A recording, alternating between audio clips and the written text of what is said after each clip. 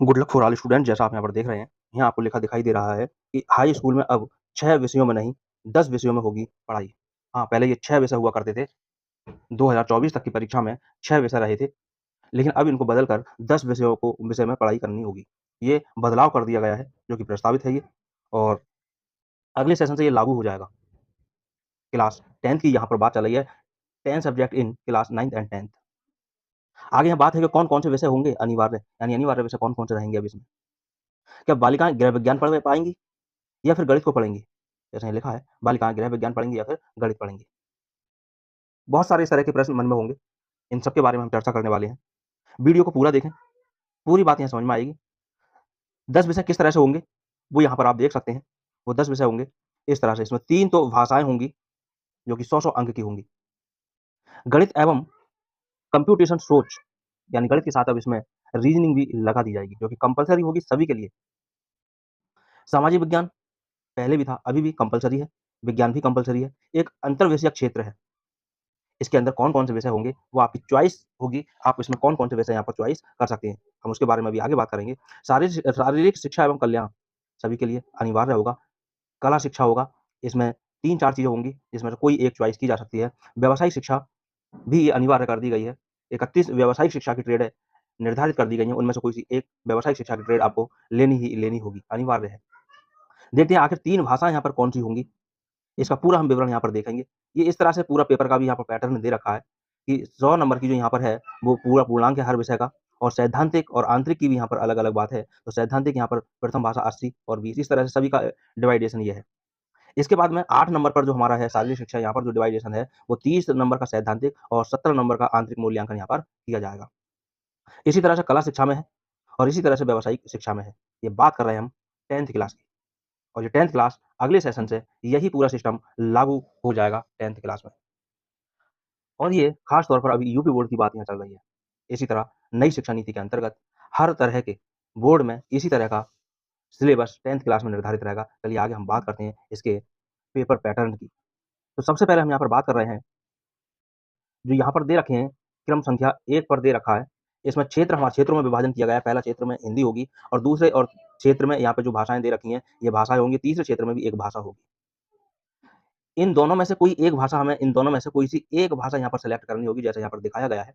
पहली हिंदी अनिवार्य हमारे पास में है सभी के लिए, और आगे ये जो दे रखा है द्वितीय भाषा, यानी क्षेत्र 2 में द्वितीय भाषा और तृतीय भाषा, इनमें से कोई सी भी एक भाषा, जैसे आप यहाँ पर देख रहे हैं कि संस्कृत है, गुजराती, उर्दू, पंजाबी, बांग्ला, मराठी, असमी, उड़िया, कन्नड़, कश्मीरी, सिंधी, तमिल, तेलुगु, मलयालम, नेपाली, इनमें से कोई सी एक भाषा, दोनों में से कोई सी एक भाषा लेनी होगी। और इसके बाद जो तीसरी भाषा होगी, वो हमारे पास में होगी अंग्रेजी। ये अंग्रेजी सभी के पास होगी, अंग्रेजी सभी के पास होगी। ये भी सब तीसरी वर्ग में के ही हैं, तीसरी क्षेत्र में के ही हैं, और अंग्रेजी सबके लिए होगी। यानी इस तरह से 3 भाषाएँ कोई सी भी आपकी होंगी, जो कि तीनों भाषाएँ अलग-अलग होंगी, सेम नहीं रहेंगी। इसके बाद में आगे हम बात करते हैं चौथा क्षेत्र। चौथे क्षेत्र में हमारे पास गणित एवं कंप्यूटेशन क्षेत्र होगा, और यहाँ लिखा है गणित, ये सभी के लिए अनिवार्य होगा। ये सभी के लिए अनिवार्य होगा, चाहे बालक हों, चाहे बालिकाएँ हों। 5 नंबर पर यहाँ पर विज्ञान क्षेत्र है, जिसमें विज्ञान है ही, और ये सभी के लिए अनिवार्य होगा। और छठे क्षेत्र में सामाजिक विज्ञान का क्षेत्र है, जो सभी के लिए अनिवार्य होगा, चाहे बालक हों, चाहे बालिकाएँ हों। 7 का जो क्षेत्र है, 7 नंबर पर, यानी 7वाँ जो विषय होगा, वो हमारे पास इतने विषय यहाँ पर दे रखे हैं, इनमें से कोई सा एक विषय चॉइस होगा, और वो विषय कॉलेज के अनुसार होगा। कॉलेज में जिसकी मान्यता होगी, या कॉलेज में जिस सब्जेक्ट से उनको सुविधा होगी, वो सब्जेक्ट यहाँ पर दिया जाएगा। बालिकाएँ अगर हैं तो गृह विज्ञान, यानी पहले गणित की जगह पर गृह विज्ञान हुआ करता था, लेकिन अभी गृह विज्ञान 7वें क्षेत्र में अंतर्विषयक क्षेत्र के अंतर्गत चॉइस किया जाएगा। यहाँ मानव विज्ञान लिया जा सकता है, यहाँ वाणिज्य लिया जा सकता है, एनसीसी लिया जा सकता है, कंप्यूटर लिया जा सकता है, कृषि लिया जा सकता है, या फिर पर्यावरण विज्ञान लिया जा सकता है। इनमें से कोई सा भी एक विषय अनिवार्य रूप से चॉइस करना ही करना होगा। यहाँ सबसे बढ़िया कौन-सा रहेगा, वो मैं आपको बताता चलूँ। सबसे बढ़िया जो रहेगा, जो तीसरे नंबर पर वाणिज्य है, जिसको कॉमर्स बोला जाता है, कॉमर्स। ये कॉमर्स का विषय इसलिए सबसे बढ़िया रहेगा, क्योंकि आज औद्योगिकीकरण का ज़माना है, बिज़नेस का ज़माना है, और ऐसा कोई भी व्यापार, कोई भी उद्योग वाणिज्य के बिना वो अधूरा है। क्योंकि बिना वाणिज्य, बिना कॉमर्स के कोई उद्योग नहीं चल सकता, कोई व्यापार नहीं चल सकता। हर जगह कॉमर्स की आवश्यकता होती है।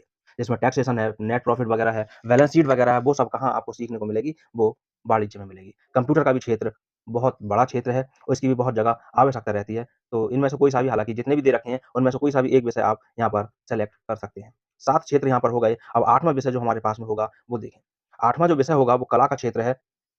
इसमें भी हमारे पास में चित्रकला है, रंजन कला है, संगीत गायन है और संगीत वादन है। इनमें से कोई भी एक विषय आप यहाँ पर ले सकते हैं और वो विषय आपको विद्यालय के अनुसार ही दिया जाएगा। 9वां जो क्षेत्र हमारे पास होगा, जो 9वां क्षेत्र है, 9वां विषय है शारीरिक एवं स्वास्थ्य शिक्षा। ये सभी के लिए अनिवार्य होगा, इसके अंदर सभी कुछ होगा। नैतिक शिक्षा है, योग है, खेल एवं शारीरिक शिक्षा है, समाजोपयोगी उत्पादक एवं समाज सेवा कार्य सभी के लिए ये अनिवार्य विषय होगा।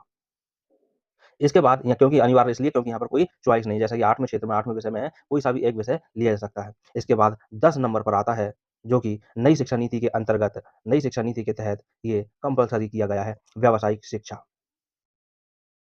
व्यावसायिक शिक्षा यानी रोजगार-परक शिक्षा जिसको कहा जाता है, जिसको पढ़कर आप रोजगार प्राप्त कर सकते हैं। यहाँ पर वर्ग ए में इसको भी अलग-अलग वर्गों में विभाजित किया गया है। वर्ग ए में जीवन रूपों के साथ कार्य करने करने की जो यहाँ पर दे रखी है ट्रेड है, विषय दे रखे हैं, ये है। इनमें से कोई सा भी एक ले सकते हैं। पाक शास्त्र है, जिसको कुकरी बोला जाता है, बेकिंग एवं कन्फेक्शनरी है, मधुमक्खी पालन है, पौधशाला है, खाद्य संरक्षण है, फल संरक्षण है और फसल सुरक्षा है। इनमें से कोई सा भी एक विषय आप ले सकते हैं। लेकिन ये विषय भी विद्यालय के द्वारा ही आपको चॉइस कराया जाएगा। जिसमें विद्यालय को सुविधा होगी, वो वही चॉइस करेंगे। और इसमें एक चीज़ और की गई है कि इनमें किसी भी विषय को चॉइस करने के लिए किसी विद्यालय को अलग से मान्यता नहीं लेनी है। वो अपनी इच्छा अनुसार इसमें सेलेक्ट कर सकता है। वर्ग बी में जो यहाँ पर है, वो मशीनों और यानी उपकरणों के द्वारा साथ में जो कार्य करना है, वो ट्रेड है। जैसे ऑटोमोबाइल है, आईटी और आईटीईएस है, प्लम्बर है, इलेक्ट्रीशियन है, सोलर सिस्टम है, मोबाइल रिपेयरिंग है, टेक्सटाइल डिज़ाइन है, छाया चित्रण है, परिधान रचना एवं सज्जा है, आशुलिपिक एवं टंकण। आशुलिपिक यानी स्टेनोग्राफर की जो वैकेंसी निकलती है, हर सरकारी कंपनी में, हर अर्ध सरकारी कंपनी में, गैर सरकारी कंपनी में, हर जगह इसकी आवश्यकता होती है। इसका बहुत बड़ा महत्व होता है कंपनियों के संचालन में भी, गोपनीयता बनाए रखने के लिए। इसी तरह से टंकण है, मुद्रण है, रेडियो एवं टेलीविज़न है, बुनाई तकनीक है और सिलाई है। इनमें से कोई भी आप एक ट्रेड को, एक विषय को चॉइस यहाँ पर कर सकते हैं। इसके बाद में वर्ग सी में इन्होंने जो रखा है, वो मानव सेवा का कार्य करने के लिए रखा है, जिसमें पहला हेल्थ केयर है, रिटेलिंग है, यानी खुदरा व्यापार है, सुरक्षा है, आपदा प्रबंधन है, पुस्तकालय विज्ञान है, धुलाई-रंगाई है, बैंकिंग है, अकाउंटेंसी एवं अंकेक्षण है और पर्यटन एवं आतिथ्य है। इस तरह से कुल मिलाकर ये 31 ट्रेडें हैं, 31 ट्रेड विषयों में से कोई सा एक विषय आप यहाँ पर ले सकते हैं। इस तरह से पूरे सभी विषय का हाई स्कूल में 10 सब्जेक्ट हैं हाई स्कूल में हमारे पास में अब 10 विषय हो जाएँगे, 10 विषय कौन-कौन से होंगे मैं समझता हूँ आपको समझ में आ गए होंगे। तो ये बोर्ड की अब प्लानिंग है और ये सभी बोर्डों में अब ये हल्के-हल्के करके लागू हो जाएगा।